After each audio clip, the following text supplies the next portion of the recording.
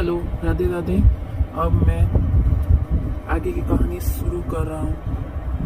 वैसे तो मेरे मामा के गांव होने के कारण मुझे बदलू काका को मामा कहना चाहिए, परंतु मैं उसे बदलू मामा न कहकर बदलू काका कहता था। जैसे कि गांव के सभी बच्चे उसे कहा करते थे। बदलू का मकान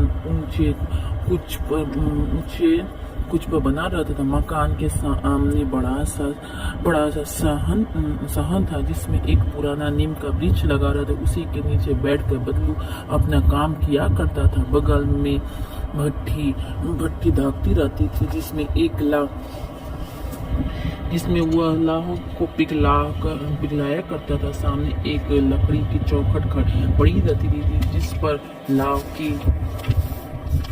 लाह के मुलायम होने पर वह उसे सलाह के सामने पतला करके चूड़ियों का आकार देता था। पास में 4-6 विभिन्न प्रकार के बेलन में गेरिया रखी रहती थी, जो आगे से पतली और पीछे से लाह की चूड़ियों का आकार देख कर उन्हें उंगलियों पर चढ़ाकर बोला और चिल्ला चिकना बनता और तब एक कर पूरे हाथों में चूड़ियां बना चुकने का पश्चात उन पर रंग करता था। बदलू का यह कार्य सदा ही यह मच्छियों पर बैठ कर किया करता था। वो बहुत ही पुरानी था। बगल में ही उसका हुक्का रहता था, जिसके बीच में पिता रहता था। गांव में मेरा दोपहर का समय अधिकतर बदलू के पास ही बीतता था। वह मुझे लल्ला कहा करता था और मेरे पहुंचते ही मेरे लिए तुरंत एक मच्छियाँ मंगवा देता था।